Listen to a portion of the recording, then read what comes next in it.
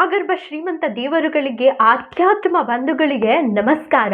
ನಾನು ನಿಮ್ಮ Yashu R motivational ಚಾನಲ್ಗೆ ಸ್ವಾಗತ. ಸ್ನೇಹಿತರೆ, ನಾವು ಹೀಗೆ ಸುಮ್ಮನೆ ಕೂತಿರ್ಬೇಕಾದ್ರೆ ಯಾರೋ ಒಬ್ಬ ವ್ಯಕ್ತಿ, ದೊಡ್ಡ ವ್ಯಕ್ತಿ ಅಥವಾ ಪಾಸಿಟಿವಿಟಿ ವ್ಯಕ್ತಿ ಬಂತು ಅಂತ ಅಂದರೆ ಸಾಹುಕಾರ ಬಂದರು ನೋಡ್ರಪ್ಪ ಅಂತ ಹೇಳ್ತಾ ಇರ್ತಾರೆ.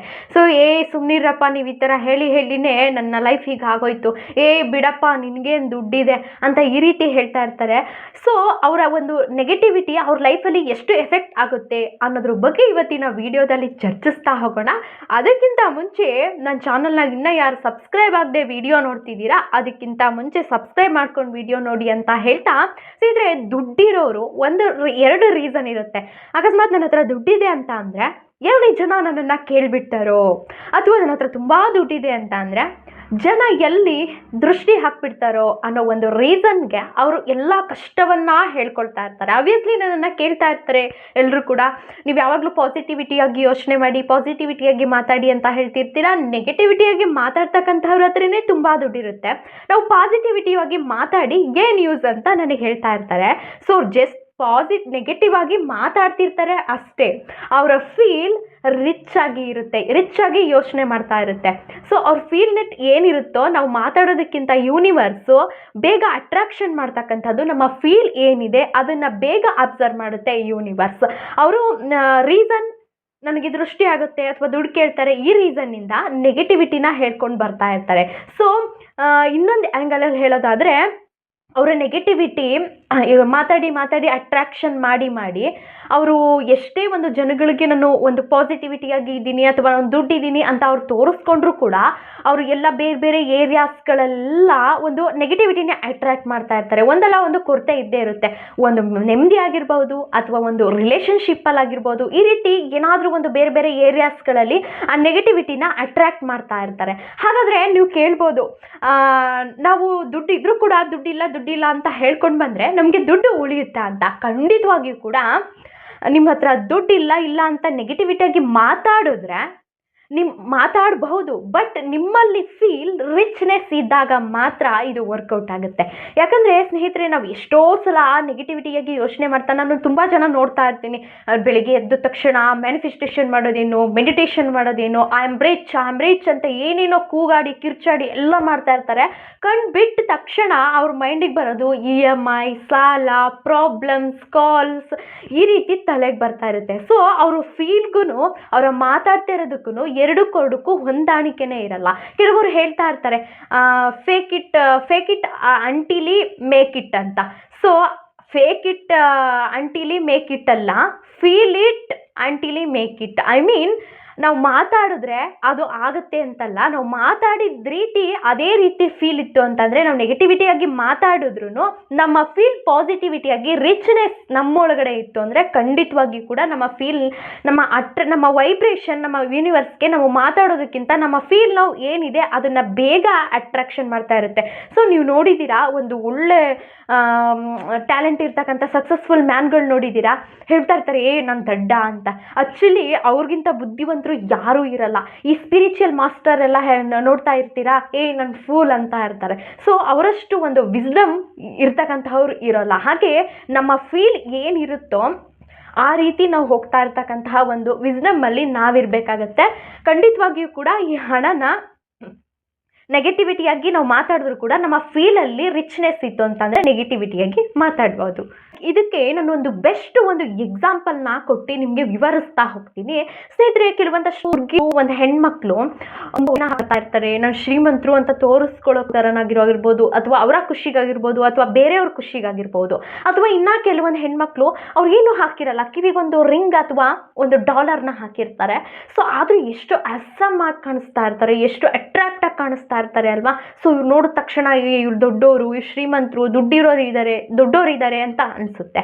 ಸೊ ಈ ಫೀಲ್ನ ನಮ್ಮಲ್ಲಿ ಹೇಗೆ ನಾವು ಮಾಡ್ಕೊಳ್ತಕ್ಕಂಥದ್ದು ಅನ್ನೋದನ್ನು ನಿಮಗೆ ಎಕ್ಸಾಂಪಲ್ ಕೊಡ್ತೀನಿ. ಇದಕ್ಕೊಂದು ದೊಡ್ಡ ಎಕ್ಸಾಂಪಲ್ ಅಂತ ಅಂದರೆ ಸುಧಾಮೂರ್ತಿ ಮೇಡಮ್ ಅವರು. ಸೊ ಅವ್ರಿಗೇನಿಲ್ಲ, ಸಿಂಪಲ್ ಆಗಿ ಒಂದು ಕರಿಮಣಿನ ಹಾಕಿರ್ತಾರೆ, ಅವ್ರು ಎಷ್ಟು ಅಟ್ರಾಕ್ಟ್ ಆಗಿ ಕಾಣಿಸ್ತಾರೆ ಅಲ್ವಾ. ಅವ್ರನ್ನ ಯಾರಾದರೂ ನೋಡಿದ್ರೆ ಇವರು ಬಡವರು ಅನ್ನೋ ಹಾಗೆ ಕಾಣಿಸ್ತಾರಾ? ಇಲ್ಲ ಅಲ್ವಾ. ಸೊ ಹಾಗೆ ಈ ಕೆಲವೊಂದಷ್ಟು ಹೊಸದಾಗಿ ಮದುವೆ ಆಗಿರ್ತಕ್ಕಂಥ ಹೆಣ್ಮಕ್ಳಿಗೆ ಅವರ ಗಂಡ ಆಗಿರ್ಬೋದು ಅಥವಾ ಅತ್ತೆ ಆಗಿರ್ಬೋದು, ಯಾವುದಾದ್ರೂ ಒಂದು ಫಂಕ್ಷನಿಗೆ ಹೋಗ್ತಾ ಇರಬೇಕಾದ್ರೆ ನೀವು ಒಡವೆನ ಹಾಕ್ಕೊಂಡು ಬನ್ನಿ, ಸರನ ಹಾಕ್ಕೊಂಡು ಬನ್ನಿ, ನಮ್ಮವ್ರು ಇಲ್ಲಿ ಕೇಳ್ತಾರೆ, ಅವ್ರ ಹತ್ರ ಇಲ್ವೇನೋ ಅಂತ ಅಂದ್ಕೊಂಡ್ಬಿಡ್ತಾರೆ, ಅಥವಾ ಕಷ್ಟ ಇದೆಯೇನೋ ಅಂತ ಅಂದ್ಕೊಳ್ಬಿಡ್ತಾರೆ. ಸೊ ನೀವು ಹಾಕ್ಕೊಂಡು ಬನ್ನಿ, ಇಲ್ಲಿ ಕೇಳ್ತಾರೆ ಅಂತ. ಕೆಲವೊಂದು ಹೆಣ್ಮಕ್ಳಿಗೆ ಅದು ಹಾಕ್ಕೊಂಡು ಬರೋದು ಇಷ್ಟ ಇರಲ್ಲ, ಅಥವಾ ಕೆಲವ್ರಿಗೆ ಇಷ್ಟ ಇರುತ್ತೆ. ಅದು ನನ್ನ ಹತ್ರ ಇದೆ ಒಡವೆ, ಹೇಳ್ತಾರೆ ಇದೆ, ಏನಕ್ಕೆ ಹಾಕೋಬರಲ್ಲ, ಇದ್ಮೇಲೆ ಹಾಕೋಬರ್ಬೇಕಲ್ವಾ, ಇರೋದನ್ನ ಹಾಕೊಂಡು ಹೋಗೋದಕ್ಕೇನು ಅಂತ ಕೇಳ್ತಾರೆ.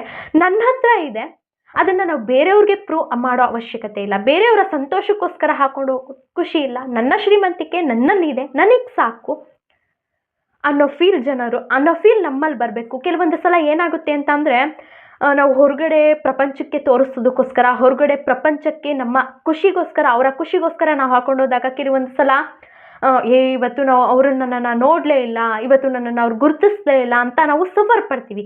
ಆ ಎನರ್ಜಿಗೆ ಕನೆಕ್ಟ್ ಆಗ್ತಾ ಹೋಗ್ತೀವಿ.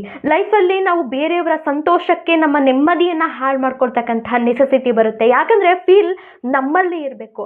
ಆ ಫೀಲ್ ನಮ್ಮಲ್ಲಿ ಇತ್ತು ಅಂತ ಅಂದಾಗ ಯಾವುದೇ ರೀತಿ ಸಂತೋಷ ಆಗಲಿ, ಆ ಫೀಲ್ ನಾವು ಏನು ಮಾಡ್ತಿರ್ತೀವೋ ಅದಾಗುತ್ತೆ. ನನ್ನ ಹತ್ರ ಇಲ್ವಾ, ಆ ಫೀಲ್ ನನ್ನಲ್ಲಿದೆ. ನನ್ನ ಹತ್ರ ಇದೆಯಾ, ಬೇರೆ ಯಾರು ಏನಂದರೆ ನನಗೇನು, ನನ್ನ ಹತ್ರ ಇದೆ ಅಲ್ವಾ, ಆ ಫೀಲ್ ಬಂದಾಗ ಲೈಫಲ್ಲಿ ಯಾವುದೇ ರೀತಿ ನಮ್ಮ ಫೀಲ್ ಜೊತೆಗೇ ಅಟ್ರಾಕ್ಟ್ ಆಗ್ತಾ ಹೋಗುತ್ತೆ. ಬೇರೆಯವರ ಸಂತೋಷಕ್ಕೆ, ಬೇರೆಯವರ ಖುಷಿಗೆ ಹೋದಾಗ ಲೈಫನ್ನು ಹಾಳು ಮಾಡ್ಕೊಳ್ಳೋ ಅಂಥ ಸಿಚುವೇಶನ್ ಬರುತ್ತೆ. ಸೊ ಮನೆಯಲ್ಲಿ ಸ್ನೇಹಿತರೆ ಹೇಳ್ತಾ ಇರ್ತಾರೆ, ಈ ಹೆಣ್ಮಕ್ಳು ಒಂದು ಭತ್ತದ ಕಾಳದಷ್ಟು ಉದ್ದ ಬೆಳೀತಾರೆ, ಮಕ್ಕಳು ಹುಟ್ಟಿದಾಗ ಗಂಡು ಮಕ್ಕಳು ಒಂದು ರಾಗಿ ಕಾಳಷ್ಟು ಬೆಳೀತಾರೆ ಅಂತ. ಸೊ ಹಾಗೆ ಹೆಣ್ಮಕ್ಳು ಒಂದು ಹೋಗಿ ಗಂಡನ ಮನೆ ಅಥವಾ ಹೆಂಡತಿ ಇದು ಯಾವುದೇ ರೀತಿಯಾಗಿರ್ಬೋದು, ಅವಳು ಎಷ್ಟು ಒಂದು ಫೀಲ್ನ ತಡ್ಕೊತಾಳೆ, ಅಥವಾ ಏನಾದರೂ ಒಂದು ಯಾರಾದರೂ ಟ್ರಿಗಲ್ ಮಾಡಿದ್ರೆ, ಯಾರಾದರೂ ಬೈದರೆ ಆ ಫೀಲ್ನ ಹೇಗೆ ಕಂಟ್ರೋಲ್ ಮಾಡಬೇಕು, ಆ ಕಂಟ್ರೋಲ್ ಅನ್ನೋದಕ್ಕಿಂತ ಕಂಟ್ರೋಲ್ ಅಲ್ಲ, ಆ್ಯಕ್ಚುಲಿ ಬ್ಯಾಲೆನ್ಸ್ ಮಾಡಬೇಕು. ಫಾರ್ ಎಕ್ಸಾಂಪಲ್ ಸ್ನೇಹಿತರೆ, ಈಗ ಯಾರೋ ಏನೋ ಬೈದು ಬಿಟ್ಟಿರ್ತಾರೆ, ಅವ್ರ ಮನೆ ಬೈದು ತುಂಬಿಬಿಟ್ಟಿರ್ತಾರೆ. ಸೊ ಎಷ್ಟೋ ಒಂದು ಡೈವರ್ಸ್ ಕೇಸ್ಗಳಾಗಿರ್ಬೋದು, ನನಗೆ ಹೇಳ್ತಾ ಇರ್ತಾರೆ, ನಾನು 10 ವರ್ಷದಿಂದ ಸಹಿಸಿ ನಾನು ಅದಕ್ಕೆ ಇವಾಗ ಡಿವೋರ್ಸ್ ಕೊಟ್ಟಿದ್ದು. ಅದನ್ನು ಸಹಿಸಬಾರ್ದಿತ್ತು, ಅಲ್ಲೇ ಮಾತಾಡಬೇಕಿತ್ತು. ಬರೀ ಮಾತಾಡೋದಲ್ಲ, ಮಾತಾಡೋ ಟೋನ್ ಸರಿ ಇರಬೇಕಿತ್ತು, ನಾವು ಬಳಸೋ ಪದ ಸರಿ ಇರಬೇಕು. ಯಾಕಂದರೆ ಕೆಲವೊಂದು ಸರಿ ಅವರು ರೂಢಾಗಿ ಮಾತಾಡಿದಾಗ, ನಾವು ರೂಢಾಗಿ ಮಾತಾಡಿದಾಗ ಅಲ್ಲಿ ಕ್ಲಾಶ್ ಆಗ್ತಕ್ಕಂತಹ ಸಂಭವ ಇರುತ್ತೆ. ಫಾರ್ ಎಕ್ಸಾಂಪಲ್, ಇವಾಗ ಹೊಸದಾಗಿ ಮದುವೆ ಆಗಿರ್ತಕ್ಕಂತಹ ಗಂಡ ಹೆಂಡತಿ ಸೊಸೆ ಆಗಿರ್ಬೋದು, ನಮ್ಮ ಅತ್ತೆ ಎಷ್ಟು ನಮ್ಮ ಅತ್ತೆಗೆ ನಾನು ಏನೂ ಅನ್ನೋದೇ ಇಲ್ಲ, ಅಷ್ಟು ರೂಢಾಗಿ ಮಾಡಿ ನನಗೆ ಇನ್ಸಲ್ಟ್ ಮಾಡ್ತಾರೆ ಮೇಡಮ್ ಅಂತ ಕೆಲವೊಂದಷ್ಟು ಹೇಳೋದನ್ನು ಕೇಳಿದ್ದೀವಿ. ಸೊ ಅವರು ಬೈದು ಬಿಟ್ಟಿರ್ತಾರೆ, ಅವರು ಅಲ್ಲಿ ಇಷ್ಟೇ ಫಾರ್ ಎಕ್ಸಾಂಪಲ್ ಬೈದಿರ್ತಾರೆ, ಅತ್ತೆ ಸೊಸೆಗೆ ಬೈದಿರ್ತಾರೆ, ಅದನ್ನು ಬೈದ್ಬಿಟ್ಟು ಸುಮ್ಮನಾಗ್ಬಿಟ್ಟಿರ್ತಾರೆ. ಅವಾಗ ಸೊಸೆಯಲ್ಲಿ ಏನೂ ಮಾತಾಡಿರಲ್ಲ, ಆದರೆ ಆ ಸೇಡನ್ನು ಮನಸ್ಸೊಳಗಡೆ ಅವ್ರು 10 ಫೈಟ್ ಮಾಡಿ, ಅವ್ರು 1 ಪದ ಬೈದಿದ್ರೆ ಅವ್ರು 10 ಪದನ ಫೈಟ್ ಮಾಡಿರ್ತಾರೆ. ಸೊ ಇಲ್ಲಿ ಯಾರು ಕೆಟ್ಟವರು, ಯಾರು ಒಳ್ಳೆಯವರು, ಇಲ್ಲಿ ಅದನ್ನು ಅಲ್ಲಿಗೆ ಬಿಟ್ಬಿಟ್ಟಿರ್ತಾರೆ ಅವರು. ಸೊ ಆದರೆ ಅದನ್ನು ಪಾತ್ರೆ ತೊಳೆಯುವಾಗ, ಬಟ್ಟೆ ಒಗೆಯುವಾಗ, ಅಥವಾ ಅಡುಗೆ ಮಾಡುವಾಗ ಎಲ್ಲ ಸಮಯದಲ್ಲೂ ಬೈದು ಇದು ಮಾಡಿರ್ತೀವಿ. ಇವಾಗ ಹೇಳಿ, ಒಂದ್ಸಲ ಬೈದು ಬಿಟ್ಟವ್ರು ಒಳ್ಳೆಯವರ, ಪದೇ ಬೈತಾ ಇರೋರು ಒಳ್ಳೆಯವರ? ಸೊ ಆ ಫೀಲ್ನ ಕಂಟ್ರೋಲ್ ಆ ಸಿಚುವೇಶನಲ್ಲಿ ಕೆಲವೊಂದು ಹೇಳ್ತಾ ಇರ್ತೀವಿ ನಾವು ಅವಾಗವಾಗ. ಒಂದು ಹುಡುಗಿ ನನಗೆ ಏನೋ ಮಿಸ್ಅಂಡರ್ಸ್ಟ್ಯಾಂಡಿಂಗ್ ಆಗಿತ್ತೇನೋ ಬಹುಶಃ, ತುಂಬ ಕೆಟ್ಟ ವರ್ಡ್ ಮಾತಾಡ್ತಾ ತುಂಬ ಕೆಟ್ಟ ವರ್ಡಿಂದ ನನಗೆ ಬೈತಾ ಇದ್ಲು ಆಕೆ. ನನ್ನ ಸುತ್ತಮುತ್ತ ನನ್ನ ಫ್ರೆಂಡ್ಸ್ ಇದ್ವಿ. ಸೊ ಇಲ್ಲ, ಹೇಳೋದು ಕೇಳು, ಒಂದು ನಿಮಿಷ ನನ್ನ ಮಾತನ್ನು ಕೇಳು, ಇಲ್ಲ ಕೇಳ್ತಾನೆ ಇರಲಿಲ್ಲ, ಬೈಯೋದು ತುಂಬ ಕೆಟ್ಟ ವರ್ಡ್ ಮಾತಾಡ್ತಾ ಇದ್ಲು ಆಕೆ. ಮಾತಾಡೋಕ್ಕೆ ಅವಕಾಶ ಕೊಡ್ತಾ ಇರಲಿಲ್ಲ. ಓಕೆ, ನಾನು ಸುಮ್ಮನೆ ಇದ್ದೆ. ಓಕೆ, ಅವಳು ಬೈದಾಯಿತು. ಓಕೆ, ಸಮಾಧಾನ ಆಯಿತಾ ಇವಾಗ ನಿನಗೆ ನೆಮ್ಮದಿ ಆಯಿತಾ? ಓಕೆ, ನಾನು ಹಾಗೆ ಅಲ್ವಾ, ನಿನ್ನ ಒಂದು ಒಪಿನಿಯನ್ ಪ್ರಕಾರ ನಾನು ಹಾಗೆ ಅಲ್ವಾ? ಸೊ ನಾನು ಅಲ್ಲಿಂದ ಮನೆಗೆ ಹೊರಟೆ. ಅಲ್ಲಿದ್ದಂತಹ ಜನಗಳೇನಂತಂದರು, ಹುಡುಗಿ ಎಷ್ಟು ಕೆಟ್ಟ ವರ್ಡ್ ಪದ ಬೆಳೆಸ್ತು, ಕೂತ್ಕೊಂಡು ಮಾತಾಡ್ಬೋದಿತ್ತಲ್ವ, ಕೇಳಿ ಬಗೆಹರಿಸ್ಕೊಳ್ಬೋದಿತ್ತಲ್ವ ಅಂತ. ನಾನು ಹೋಗಿ ಏನಿಲ್ಲ, ನೆಮ್ಮದಿಯಾಗಿ ಮಲ್ಕೊಂಡೆ. ಆದರೆ ಆಕೆ ಮನೆಗೆ ಹೋಗಿ ನಾನು ಬೈದಿದ್ದು ಅವಳಿಗೆ ಹರ್ಟ್ ಆಯ್ತೇನೋ, ಬೇಜಾರಾಯ್ತು, ಈ ರೀತಿ ಕೊರಗ್ತಾ ಇದ್ಲು. ಅವಮಾನ ಅನ್ನೋದು ನಾವು ಅವರಿಗೆ ಅವರು ನಮಗೆ ಕೊಡ್ತಕ್ಕಂಥದ್ದಲ್ಲ, ಅವರಿಂದ ಅವರೇ ತಗೊಳ್ತಾ ಇದ್ದಾರೆ ಅಂತ ಆ ಸಿಚುವೇಶನ್ಗೆ ನಾವೇ ಸುಮ್ಮನಾಗ್ಬಿಡ್ಬೇಕು. ಈಗ ಫಾರ್ ಎಕ್ಸಾಂಪಲ್, ಒಂದು ಕಂಪ್ನಿ ಮ್ಯಾನೇಜರ್ ವರ್ಕ್ ಮಾಡ್ತಿರ್ತಕ್ಕಂಥವ್ರಿಗೆ ಒಂದು ಮ್ಯಾನೇಜರ್ ಬೈದ್ಬಿಡ್ತಾರೆ ವರ್ಕರ್ಗೆ ಅಂತ ಅಂದ್ಕೊಳ್ಳಿ. ಆ ವ್ಯಕ್ತಿ ತಿರುಗಿ ರೂಡಾಗಿ ವಾಪಸ್ ಮಾತಾಡೋಕ್ಕಾಗಲ್ಲ. ಯಾಕಂದರೆ ರಿಪೀಟ್ ನಾಳೆ ದಿನ ಅದೇ ಕೆಲಸಕ್ಕೆ ಆ ವ್ಯಕ್ತಿ ಬಂದು ಕೂತ್ಕೊಳ್ಬೇಕು. ಹಾಗಾಗಿ ಆ ವ್ಯಕ್ತಿ ಯಾಕಂದರೆ ನಾವೇನು ಅನ್ಕೋಬೇಕು, ಯಪ್ಪ ಆ ವ್ಯಕ್ತಿನೇ ಅವಮಾನ ಮಾಡ್ಕೊಳ್ತಾ ಇದ್ದಾನೆ. ಯಾಕಂದರೆ ಅಲ್ಲಿರೋರಿಗೆ ಗೊತ್ತು, ಅವನನ್ನು ಎಷ್ಟು ಟ್ರಿಗಲ್ ಮಾಡ್ತಿದ್ದಾರೆ, ಎಷ್ಟು ಅವಮಾನ ಮಾಡ್ತಿದ್ದಾರಪ್ಪ ಅಂತ ಅಲ್ಲಿರೋರಿಗೆ ಗೊತ್ತಿರುತ್ತೆ. ಅವರು ನಿಮ್ಮ ಥರನೇ ಏನೂ ಮಾತಾಡ್ಲಿಕ್ಕೆ ಆಗ್ತಾ ಇರಲ್ಲ.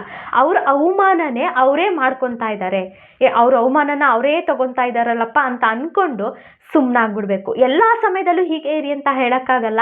ಇದನ್ನು ಅತಿ ಮಿತಿ ಮೀರಿದಾಗ ಅವ್ರ ಹತ್ರ ಕಾನ್ವರ್ಜೇಷನ್ ಮಾಡಬೇಕು. ನೋಡಿ, ನೀವು ತುಂಬ ರೂಢಾಗಿ ಮಾತಾಡ್ತಾ ಇದ್ದೀರಾ, ಈ ರೂಢಾಗಿ ಮಾತಾಡ್ತಾ ಇರೋದನ್ನು ನನಗೆ ತಡ್ಕೊಳಕ್ಕಾಗ್ತಾ ಇಲ್ಲ, ರಿಪೀಟ್ ನಿಮ್ಮ ಥರನೇ ನಾನಾದರೆ ಅದು ಸರಿ ಬರಲ್ಲ ಅನ್ನೋದನ್ನು ಮಾತಾಡಿ ಕನ್ವೆ ಮಾಡಬೇಕು.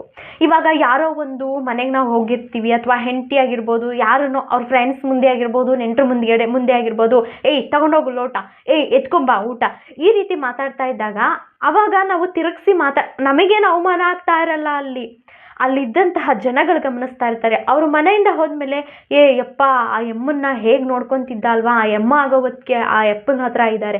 ಅಲ್ಲಿ ಯಾರಿಗೆ ಅವಮಾನ ಆಯಿತು, ಒಳ್ಳೆ ಒಪಿನಿಯನ್ ಯಾರಿಗೆ ಬಂದಿದ್ದು, ನಮ್ಮ ಫೀಲಲ್ಲಿ ಅವ್ರ ಅವಮಾನನ ಅವರೇ ಮಾಡ್ಕೊತಾ ಇದ್ದಾರೆ ಅನ್ನೋ ರೀತಿ ನಾವು ಫೀಲ್ ಮಾಡಿಕೊಂಡ್ರೆ ಇದನ್ನು ಎಲ್ಲ ಸಮಯದಲ್ಲೂ ಅನ್ವಯಿಸೋದು ಬೇಡ.